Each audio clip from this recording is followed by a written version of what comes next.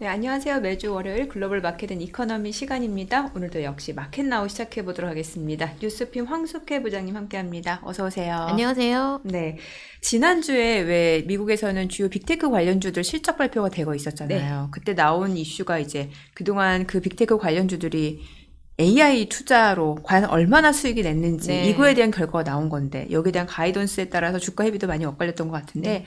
이 AI가 지금 인공지능이 제약업계에도 많은 판도 변화를 일으키고 있다면서요. 네. 그 헬스케어라고 하면 예, 그 자체로도 미래 먹거리 산업이고 첨단 그렇죠. 산업이라고 하잖아요. 예, 근데 여기에 AI가 접목이 되고 있고요. 그리고 여러 가지 시도가 이루어지고 있고요. 그래서 신약 개발에 지금까지 공식이 달라질 거다 이런 얘기들을 해요. 그래서 네네. 월가에서는 캐시우드 같은 이런 큰 손들이 그 가능성에 선제적으로 베팅을 하고 있고요. 어, 월가뿐만 아니라 그 엔비디아이 아니면은 오픈 AI 같은 네네. 딥테크도 투자를 하고 있고 빌 게이츠도 네. 관련 종목에 투자한 게 지금 음, 확인이 되고 있어요. 그래서 네. 그 개인 투자자들이 인공지능에 투자를 생각을 할 때 아직은 1순위로 생각을 하는 게 반도체잖아요. 그렇죠. 하드웨어를 일단 먼저 생각을 하세요. 네. 예, 그리고 좀 이제 시야를 넓히면 소프트웨어, 애플리케이션 관련한 업체들을 생각을 하시는 것 같은데, 생명공학 이런 건 좀 음, 동떨어진 분야기는 한데, 네. 여기도 AI 투자 기회가 어, 있다는 거죠. 그러면은 이 AI가 지금 다양한 산업에 뭔가 혁신의 바람을 일으키고 있다라는 건데 생명공학, 그럼 제약바이오 이렇게 이해도 되는 거예요? 네. 예. 좀 더 구체적으로 말씀을 네네. 드리면, 신약 하나를 만들어 내려면, 그냥 그 분야에 대해서 잘 모르는 사람들도 천문학적인 자본이 그렇죠. 들어가는 일이라고 왜 알고 계시잖아요. 임상시험까지 다 예, 거쳐야 그렇죠. 되고. 후보 물질 하나를 찾아내서 네. 그 가능성을 실험실에서 먼저 연구를 하고, 그리고 임상도 전임상이 있고 이제 실제 환자를 그쵸. 대상으로 하는 임상 1상, 2상, 3상 여기까지 이제 가는 거잖아요. 실험실 밖으로 음, 나가면은 정말 그 비용이 폭증한다고 해요. 폭발적으로 네네. 늘어난다고 해요. 근데 수많은 프로젝트가 지금 시도가 되고 있는데 실험실 안에서건 음, 아니면은 임상까지 가서건 FDA 승인을 받지 못하고 중도에 좌절되는 그런 음, 사례들이 적지 않고요. 그렇죠. 예. 예, 그리고 허가를 받는다고 해도 이거를 시판해서 그 많은 십수년 동안 들인 그 비용을 다 커버할 수 있을 만큼의 이익을 낸다는 보장도 사실 그렇죠. 없는 거고 네네. 여러 가지로 불확실성이 많기 때문에 신작 개발이 사실 뭐 다국적 대형 제약사들을 주도로 하고 있는 음, 거잖아요. 중소형 업체들은 뭐 복제약을 만들어서 판매하거나 이런 수준에 그렇죠. 머물고 있는 상태고. 네. 근데 여기에 이제 인공지능 기술이 접목이 되면 후보 물질을 찾아내는 그 단계부터, 첫 음, 단추부터 이걸 개발 성공 가능성을 높이는 방향으로 끌고 갈 수 음, 있다는 거죠. 그리고 시간도 훨씬 예, 단축되겠네요. 시간도 단축시킬 수 있고 비용도 줄일 수 있다고 그 AI 업계 쪽에서는 네. 얘기를 해요. 예, 그래서 여러 가지 시도가 이루어지고 있는데 그 전망은 굉장히 밝아요. 마켓앤 마켓이라는 그 리서치 업체인데 네. 여기서 낸 보고서를 보면은 생명공학 내의 AI 시장이 한 앞으로 5년 동안 연평균 19% 어, 성장할 거라고 굉장한 성장이죠. 이게 네. 실현이 된다면 올해 시장 규모가 한 32억 달러 정도 될 걸로 예상을 하는데 2029년에는 77억 5천만 달러까지 늘어날 수 있다고 얘기를 해요. 그리고 맥킨지도 최근 1, 2년 동안 이 분야에 대해서만 보고서를 한 수십 건 냈어요. 그만큼 관심이 높다는 건데 여기서는 그 AI 기술이 제약업계나 의료 장비 산업에 연간 한 평균적으로 600억에서 1,100억 달러까지 이 정도 되는 경제적 가치를 창출할 수 있을 거다 이런 얘기를 합니다. 음, 예. 근데 이거보다 더 이것만 해도 굉장한 건데 그렇죠. 이게 전부가 아니라는 의견도 나왔어요. 어, MIT의 네. 과다루크 하이에스 모타라는 음, 연구원이 계신데 이분이 포브스 칼럼에 어떤 내용을 기고를 했냐면 생명공학에 AI 기술이 접목이 되면서 한 5가지 정도, 크게 봐서 5가지 정도의 트렌드가 지금 전개되고 있다 이렇게 얘기를 해요. 네네. 그래서 방금 말씀드린 그 후보 물질을 찾아내서 아주 정확도를 높인 물질을 찾아내서 신약 개발의 성공 가능성을 높이는 거는 그 중에 하나라는 거예요. 네, 많은 것 중에 하나고 네. 그럼 그 밖에 뭐가 있을까? 5가지. 이분이 얘기하는 거는 개인 맞춤형 의약품이 가능할 거라고 얘기를 해요. 그러니까 옷으로 따지면 지금은 그 기성복만 있는 예, 예. 상태잖아요. 네. 근데 AI가 도입이 되면서 맞춤복이 생겨날 수 있다는 거죠. 음. 똑같은 병명의 진단을 받아도 환자 개개인마다 유전적인 특질이 다르고 다르죠. 예, 다르죠. 그리고 라이프 스타일이나 환경적인 요인에서도 다르잖아요. 그래서 똑같은 진단에 똑같은 약물을 투입해도 효과가 다르게 나타나고 그 약물에 대한 반응이나 부작용도 다르단 말이에요. 네. 이런 부분을 감안해서 개인 맞춤형 의약품, 그래서 효과를 좀 더 높이고 부작용은 낮출 수 있는 이런 연구가 지금 진행이 되고 있어요. 실제로 하고 있는 업체가 템퍼스라는 회사가 있고요. 네. 파운데이션 메디신이라는 회사가 있는데 이 2개 회사가 맞춤형 항암제 개발을 하고 있어요. 그 밖에 뭐 희귀병 치료제도 같이 개발을 하고 있고요. 사실 정밀의학이라는 게 개념적으로는 있지만 이게 대중화되지는 않았는데 AI가 들어오면서 이걸 현실화하는 현실 세계로 이거를 가져오는 그런 결과를 가져올 거다 이런 얘기를 하고 있고요. AI가 합성 생물학하고도 접목이 되고 있는데 네. 합성 생물학이라는 건 생물학의 엔지니어링이 조합이 된 거거든요. 이게 뭐냐면 기존의 효소나 네. 유전자 회로나 세포나 이런 그 생물학적인 시스템이 가지고 있는 어떤 특징을 변화시킨다거나 아니면 자연계에서는 없는 기전을 설계해서 주입한다거나 말이 좀 어려운데 그 유전자 편집이라는 거 아마 들어보셨을 거예요. 예. 희귀병 치료에 약물로는 답이 없는 상태인데 유전자의 어느 부분을 도려낸다던가 그렇죠. 배열을 좀 바꾸잖아요. 예. 그런 식으로 해서 다시 주입해서 치료 효과를 발생시킬 수 있다는 거잖아요. 이런 부분이 대표적인 건데 네. 여기에 이 분야에 연구를 하고 있는 기업이나 석학들이 AI 기술을 점점 더 많이 접목해서 하고 있는 게 그 합성 생물학 개발을 최적화할 수 있다 이런 기대감을 가지고 하고 있어요. 그래서 대표적인 기업이 나중에 얘기를 하겠지만 진코 바이오웍스라는 회사가 있고요. 재생의학에도 인공지능이 접목이 되고 있는데 질병이라든지 아니면 사고나 노화 때문에도 뭐 어떤 특정 조직이나 뭐 세포에 그 손상이 생길 수 있잖아요. 그런 경우에 재생을 돕는 이런 분야가 재생의학이라고 하는데 여기에 이제 인공지능 기술이 도입이 돼서 그 알고리즘을 통해서 세포 타입을 특정하거나 세포의 어떤 활동을 예측해서 맞춤형 치료법을 개발하고 있다고 해요. 뭔가 노화 방지도 되겠네요, 나중에. 그러니까요. 주로 이제 접목이 되는 게 뼈나 네. 연골이나 관절 같은. 그러니까. 이거 뭐 노화 때문에 자연스럽게 생길 수밖에 없는 그러니까요. 건데 이제 나한테 찾아오면 괴로운 거잖아요. 이게 치료가 된다고 하면 획기적인 거죠. 네. 그리고 또 한 가지가 이제 데이터 통합이라는 게 있는데 이게 별거 아닌 것 같이 들리지만 신약을 개발할 때 굉장한 난제 중에 하나가 데이터 통합이라고 해요.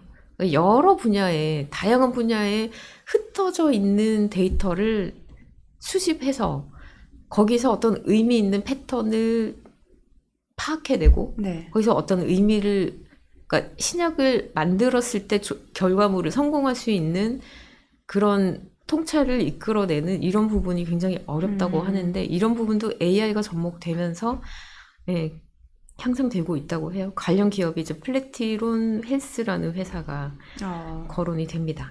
지금 말씀 주신 대로 이제 이게 AI가 그러니까 인공지능이 뭐 바이오라든지 생명공학, 헬스케어에 접목이 되면 어떤 식으로 될지를 말씀 주셨는데 몇 개의 기업들이 거론이 되긴 했는데 투자 입장에서는 구체적으로 여기를 뭔가 좀 선도해 나가는 기업 궁금해지거든요.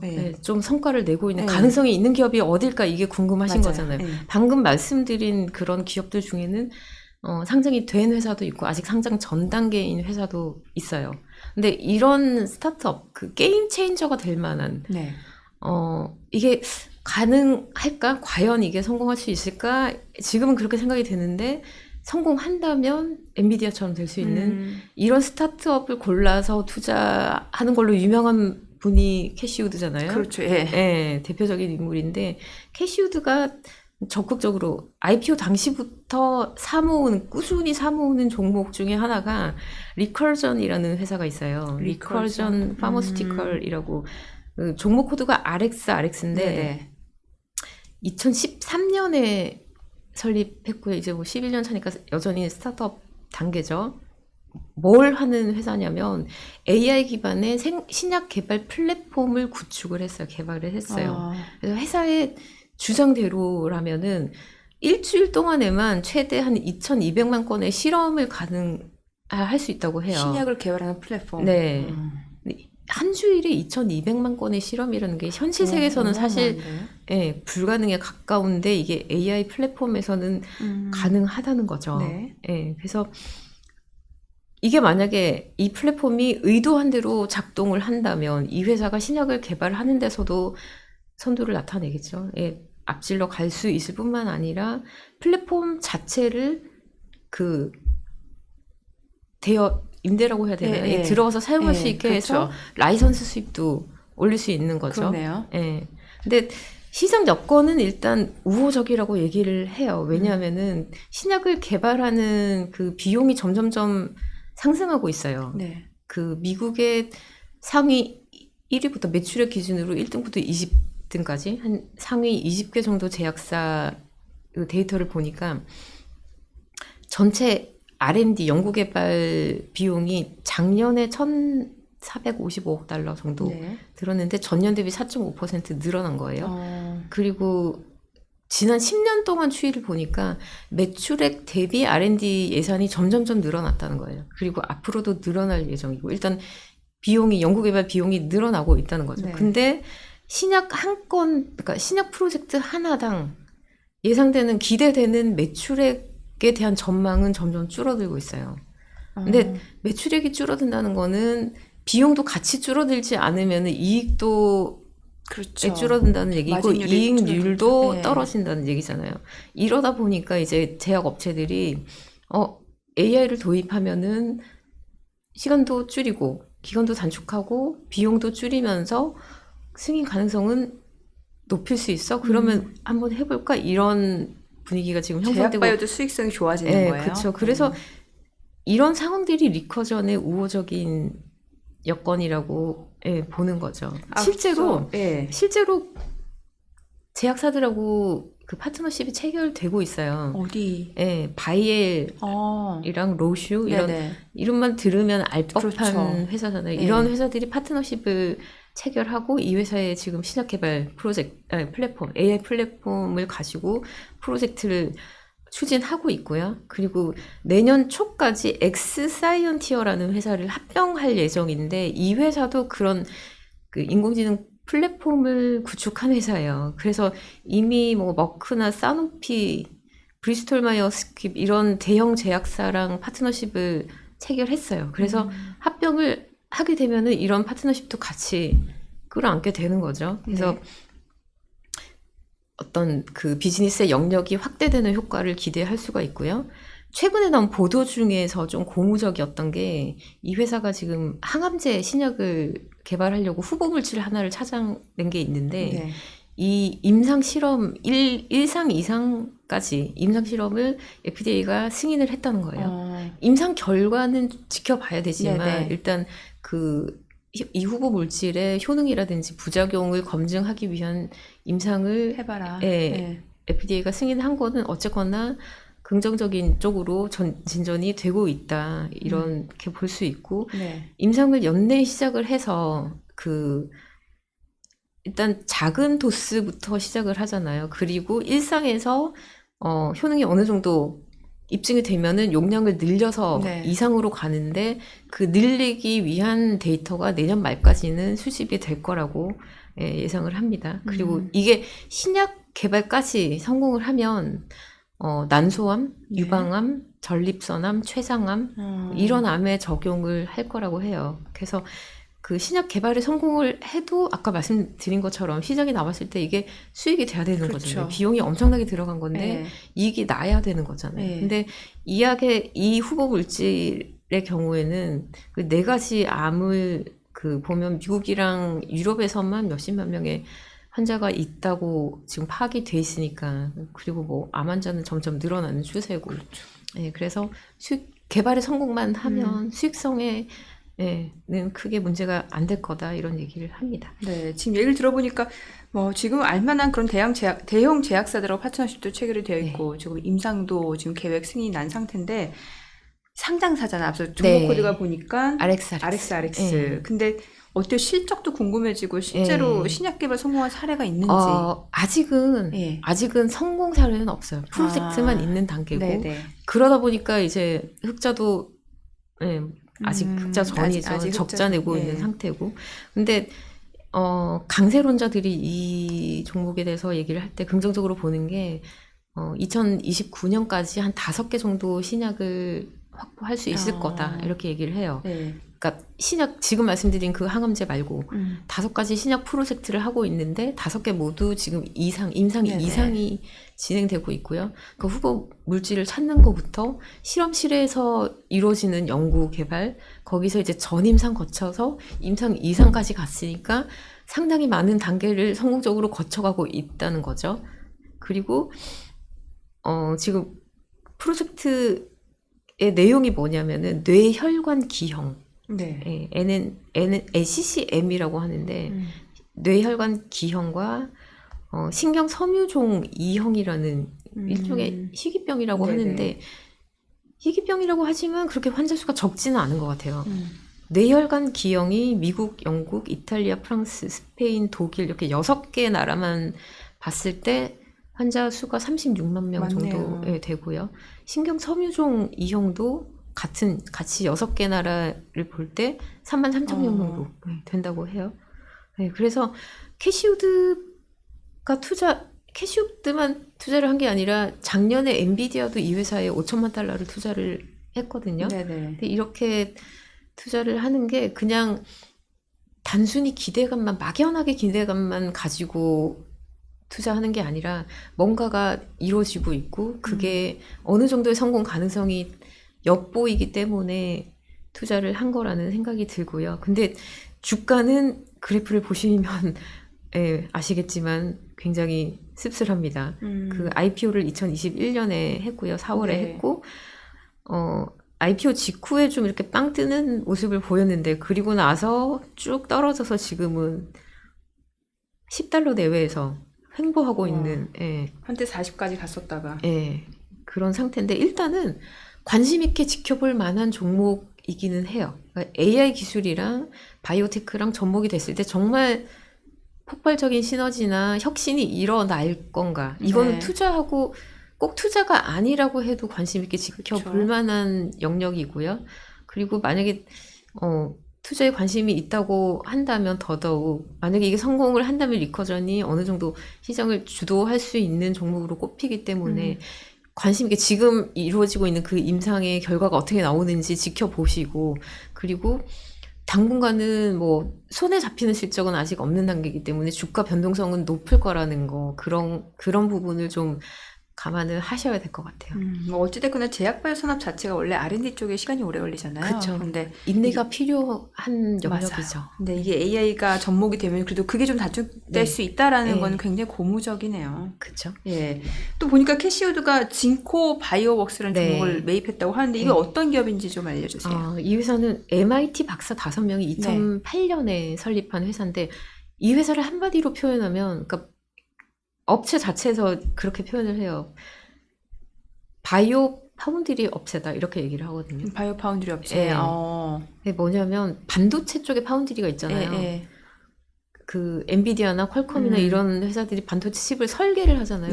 직접 제조를 하진 않잖아요. 그렇죠. 설계한 거를 이제 파운드리 업체, TSMC 같은 업체에 주면서 요대로 만들어줘 하면은 그 파운드리 업체가 찍어내는 그런 구조잖아요. 그러다 보니까 TSMC 슈퍼울이잖아요.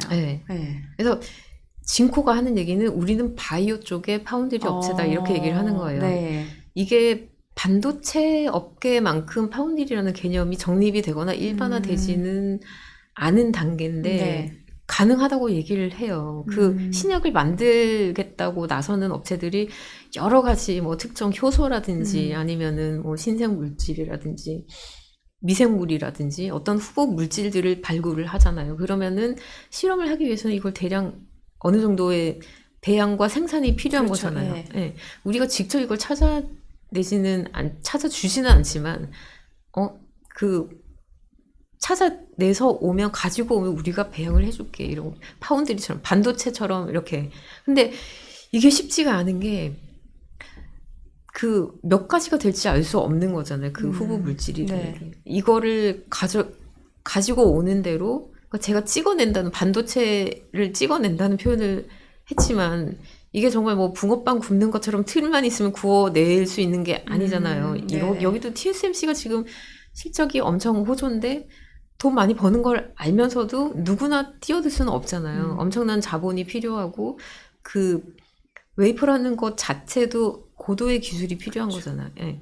그래서 바이오 쪽에서도 파운드리가 마찬가지로 고도의 그 생산 설비나 장비를 갖추는 게 고도의 기술이 필요하고 엄청난 자본력도 필요하다는 거죠. 그래서 네. 월가에서는 이 업체가 이 비즈니스 모델이 가능성도 크지만 리스크도 크다 이렇게 얘기를 해요. 네. 지금 진행 중인 프로젝트는 머크랑 그 노보노디스크라는 업체 들여보셨을 텐데 노보노디스크 알죠? 예, 이 업체랑 파트너십을 체결하고 프로젝트를 하고 있고요. 그리고 작년에는 베링거 인겔하임도 많이 네, 들어보셨죠. 맞아요. 예, 이 회사도 진코의 플랫폼을 이용해서 신약 후보 물질 발굴을 한다고 밝혔고요. 네. 예, 주가 그리고 흐름이 어때요?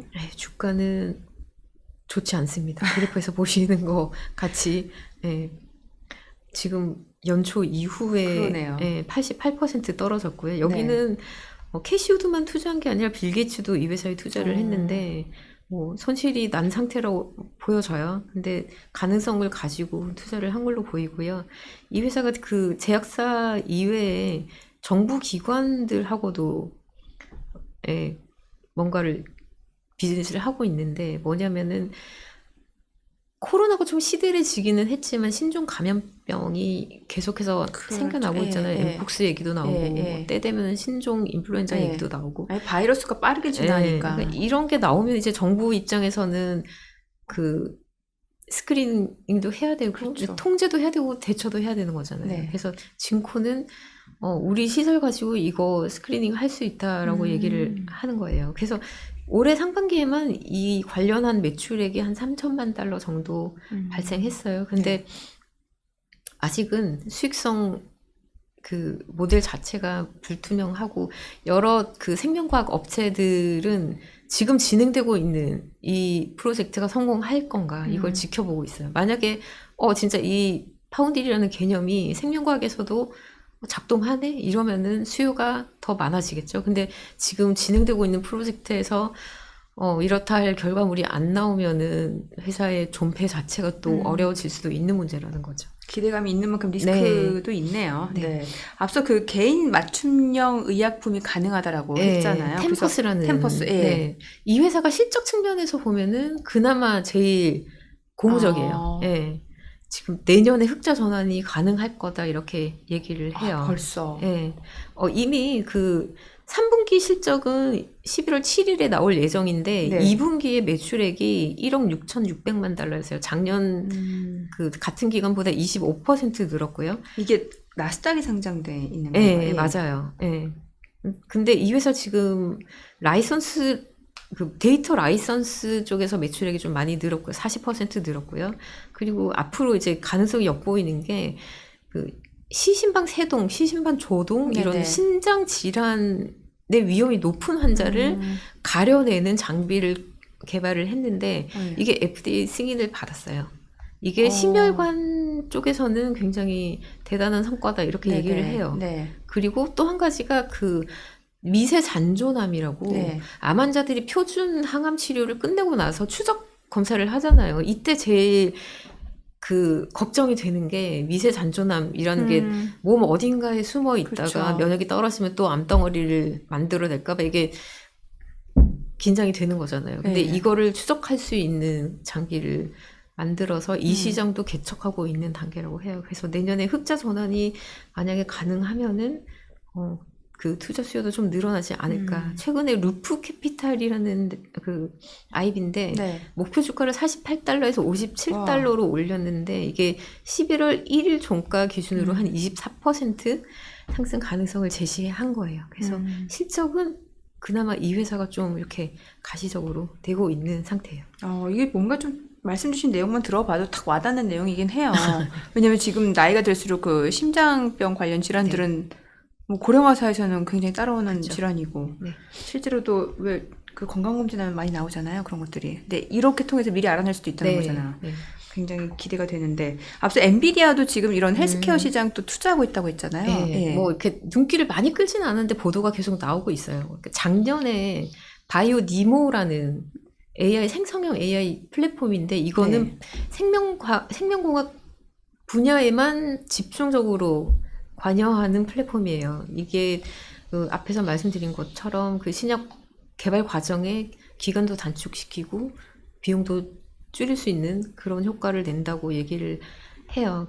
지금 보시면은 시각물을 하나 가져왔는데 이거는 여러 가지 그 플랫폼의 여러 단계 중에서 일부분에 불과한 거지만 그래도 참고를 하시면 좋을 것 같아서 가져왔고요. 네. 특히 집중적으로 보는 게 단백질 구조하고 관련한 거거든요. 여러 가지 그 생성형 AI 모델이 있는데 대표적인 게 알파폴드 2라는 게 있는데 이게 아미노산 서열을 이용해서 지금 단백질 구조를 결정하려면 한 몇 년 동안의 연구가 필요한데 이걸 AI를 접목해서 몇 분 안에 심지어 뭐 몇 초 안에 밝혀낼 수 있다고 해요. 그래서 연구원들이 이미 사용을 하고 있고요. 그 밖에도 여러 가지 모델들이 많은데 중점적으로 관여를 하는 게 단백질 구조하고 관련한 부분들이에요. 그래서 그 미국의 AInews.com이라는 매체가 있는데 여기서는 뭐라고 하냐면 앞에서 그 개인 맞춤형 의약품 얘기를 했잖아요.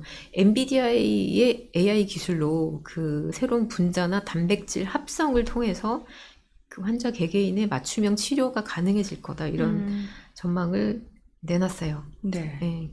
그리고 최근에 또 보도된 것 중에 눈길을 끌었던 게 엔비디아가 수술용 AI를 개발하고 있다 이런 얘기가 나왔어요. 수술용 AI. 네. 사실 뭐 로봇 수술은 이미 하고 있잖아요. 더 비싸요, 심지어. 네. 근데 AI를 이용해서 좀 더 정교한 시스템을 개발할 수 있다. 뭔가 이 AI를 탑재한 로봇이 수술하는 건가요? 네. 그 예전에 엔비디아에 관련해서 얘기를 나눴을 때 휴머노이드 로봇 얘기를 했었잖아요. 그런 기술을 총체적으로 동원해서 개발을 하고 있는 게 아닌가 짐작이 돼요. 존슨앤존슨이랑 뭐 여러 헬스케어 업체랑 협업해서 개발을 하고 있다고 합니다. 그래서 우리나라 같은 경우에 지금 뭐 외과 의사 없어서 지금 사회적인 문제잖아요. 그렇죠. 이런 또 필수 의료 인력 대체할 수도 있겠네요. 대체까지 어느 정도까지 갈 수 있을지 모르겠지만 먼 미래, 머지않은 미래. 저는 가끔 그런 생각 들거든요. 왜냐면 의사들도 사람이다 보니까 예를 들면 전날 과음을 했어요. 근데 다음날 수술이 있어. 근데 환자 입장에서 모르잖아요. 그쵸. 근데 사실 이게 뭔가 AI 탑재된 로봇이 한다라고 하면은 항상 컨디션 똑같을 거 아니에요. 네. 그런 면에서 좋을 것 같다는 생각이 들어요. 리스크는 없을까요? 글쎄요. 지금 뭐든지 새로운 기술이 생겨나고 새로운 시장이 형성되고 이러면은 정부나 감독 기관들이 들여다보잖아요. 그렇죠. 이게 기존의 법 체계 안에서 합법적인 건지 그리고 안전한 건지 무엇보다 생명을 특히 다루는 거 신약이라는 게 생명을 다루는 거잖아요. 이러다 보니까 안전성에 대한 검증이 더 철저하게 이루어져야 되고 그리고 그 밖에 뭐 지적 재산권이라든지 뭐 개인 정보라든지 이런 여러 가지 다각도로 들여다보게 될 텐데 이러다 보니까 이제 가장 직접적으로는 FDA가 관여를 하죠. 이걸 승인해 줄 건지 말 건지 여기서 결정을 하는데 그 밖에 여러 감독 기관들이 관여를 하면서 예상하지 못했던 규제가 발생할 수도 있지 않을까 이런 우려들이 있고 그리고 지금 AI 수술 말씀을 하셨는데 이게 기계다 보니까 AI 자체 오류도 아, 생길 수 있지 않을까 이런 그럴 수 있겠네요. 그런 네. 얘기들도 있어요. 그래서 수술이든 아니면 신약 개발 과정이든 자체 그 기술적인 오류로 인해서 뭔가 뭐 잘못된 결과물이나 이런 네. 게 그런 문제가 발생할 수도 있지 않나 이런 우려들은 늘 있고 관련 그 업체들이 이 부분은 당연히 중점적으로 살피고 또 개선해 나가야 되는 부분이 네. 아닐까 생각이 들어요. 오늘은 또 AI가 제약업계라든지 생명공학 산업에 어떤 변화를 가져올 수 있는지 좀 알아보는 시간이 아니었나 싶네요. 네. 오늘 내용 잘 들었습니다. 고맙습니다. 네, 감사합니다.